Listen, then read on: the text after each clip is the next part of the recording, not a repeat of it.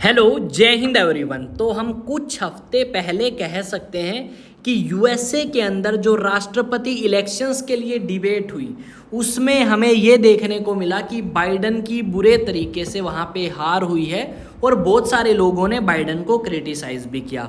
और उसी के चलते एक बहुत बड़े supporter, director, actor, producer George Clooney जो हैं उन्होंने भी ये बात कही है कि बाइडन को राष्ट्रपति पद से पीछे हट जाना चाहिए क्योंकि अब उनकी एज है वो ज़्यादा हो चुकी है। तो जानेंगे इस वीडियो में कि आपके जॉर्ज क्लोनी की जो ये बात है इन्होंने कही है कितनी रेलिवेंट है और किस हद तक मायने रखती है। क्या इनके कहने से राष्ट्रपति अपने पद से पीछे हटेंगे या नहीं हटेंगे, सारी की सारी चीज़ें जानेंगे। और इनके अलावा और कौन कौन लोग थे जिन्होंने बाइडन को ये बात कही। तो अभी रिसेंटली क्या हुआ, आपके जॉर्ज क्लोनी जो हैं उन्होंने ये बात कही है आपकी बाइडन से कि आपको प्रेसिडेंशियल रेस से पीछे हट जाना चाहिए। और उनके जो व्यूज़ हैं वो मैटर क्यों करते हैं वो मैं आपको यहाँ पे बताने वाला हूँ।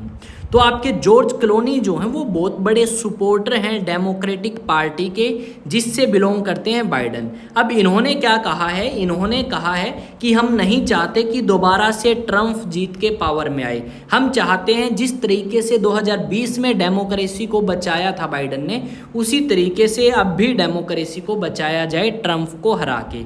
ये सारी की सारी बातें इन्होंने कही है। अगर हम बात करें जॉर्ज क्लोनी की तो ये एक्टर, डायरेक्टर, प्रोड्यूसर हैं और आपके फंड रेजिंग कैंपेन्स करते हैं आपकी डेमोक्रेटिक पार्टी के लिए। और पिछले हम कुछ दशकों से कह सकते हो या पिछले कुछ 10-15 सालों से कह सकते हो, इनको रेगुलर देखते हैं कि ये आपके डेमोक्रेटिक पार्टी जो है उसके प्रेसिडेंशियल इलेक्शन के लिए फंड रेजिंग कैंपेन जो है वो ऑर्गेनाइज करते हैं। यहाँ पे इन्होंने क्या कहा है, इन्होंने कहा है कि हम बाइडन से प्रेम करते हैं और हम चाहते हैं कि बाइडन को अब पीछे हट जाना चाहिए और उनकी जगह कोई एक नया नॉमिनी आए जो डोनाल्ड ट्रंप को हरा सके। और हमें पता है बाइडन हीरो हैं, बहुत जगह उन्होंने डेमोक्रेसी को सेव किया है, डेमोक्रेसी को बचाया है, पर वो चाहते हैं कि आगे भी डेमोक्रेसी बची रहे।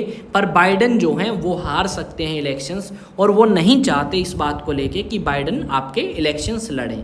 यहाँ पे अगर बात करें तो आपका क्या कहा गया है जॉर्ज क्लोनी के द्वारा अपने ऐसे में बाइडन के लिए, तो इन्होंने यही बात कही है कि आपके जो डेमोक्रेटिक पार्टी का मैं एक बहुत बड़ा फंड रेजिंग कैंपेन्स जो है कुछ सालों से चलाता आ रहा हूँ, बराक ओबामा के लिए, हिलरी क्लिंटन के लिए, फिर बाद में जो बाइडन के लिए इन्होंने चलाया, ठीक है। और यहाँ पे इन्होंने बहुत सारे कैंपेन के अंदर फंड भी रेज किए हैं। पर ये चाहते हैं कि डेमोक्रेटिक पार्टी जो है उन्हें सोचना चाहिए कि उनकी जगह यानी बाइडन की जगह वो किसी और बंदे को नॉमिनेट करें राष्ट्रपति के इलेक्शन के लिए, ठीक है, ताकि वो जीत पाएँ। ऐसा नहीं है कि इन्होंने आपके प्रेसिडेंशियल इलेक्शंस के लिए ही पैसे इकट्ठे किए हों, फंड रेजिंग किया हो, इसके अलावा भी इन्होंने फंड रेजिंग आपकी करी है। अगर हम बात करें लोगों की मदद करने के लिए, सीरिया में, हैती में, लेबनान में, सूडान में, इन सभी कंट्रीज़ में भी इन्होंने क्या किया है, फंड रेजिंग कैंपेन करके वहाँ पे लोगों की मदद करी है। और काफ़ी लंबे समय से ये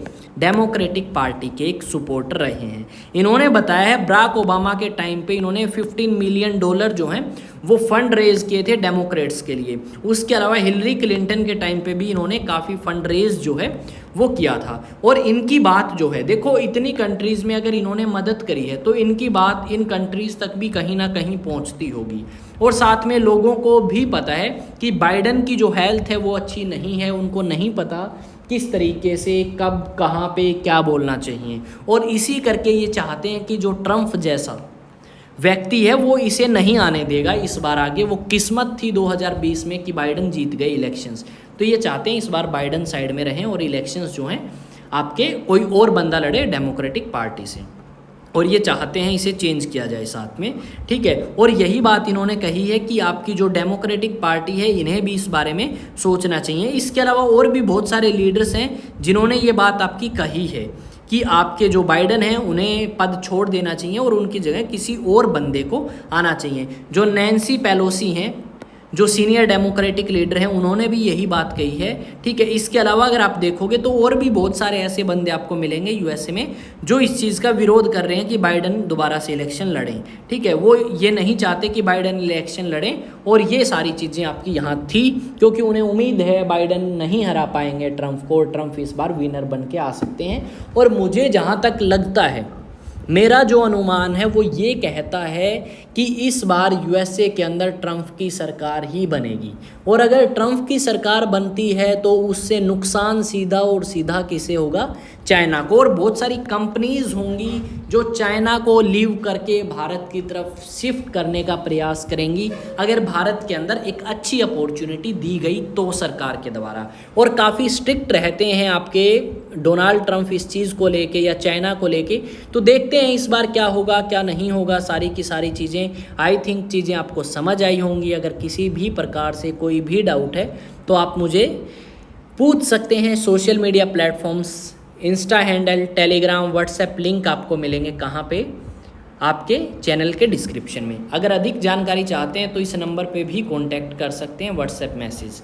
साथ में एनडीए के लिए, सीडीएस के लिए और एफकेट के लिए अगर आप प्रिपरेशन करना चाहते हैं 2025 के लिए फाउंडेशन बैचेस स्टार्ट हुए हैं। साथ में अगर 11th क्लास में हो या 12th क्लास में हो और एनडीए के लिए प्रिपेयर करना चाहते हो तो डेफिनेटली ये फाउंडेशन कोर्स आपके लिए ही बना है और क्रैक करवा के रहेंगे आपका एग्ज़ाम। ठीक है, साथ में एक चीज़ और, आप ये जो कोर्स है ये ऑफलाइन रहेगा और यहाँ पे आके आईएएस स्टडी सेंटर पे आके ज्वाइन कर सकते हैं कोर्सेज़ को। एड्रेस आपका यहाँ पे दिया गया है। ये जो कोर्स है ये आपका 20 जुलाई से स्टार्ट हो जाएगा, एनडीए का भी, सीडीएस का भी और एफकेट का भी। ये 2025 के लिए है, ना कि 24 सितंबर के लिए। तो ध्यान रखें, मिलेंगे नेक्स्ट वीडियो में। पर उससे पहले चैनल आपका अपना है, सब्सक्राइब जरूर करें, वीडियो को लाइक करें, शेयर करें और कमेंट करके ज़रूर बताएं कैसी आपको वीडियो लगी। मिलेंगे नेक्स्ट वीडियो में। जय हिंद, जय भारत।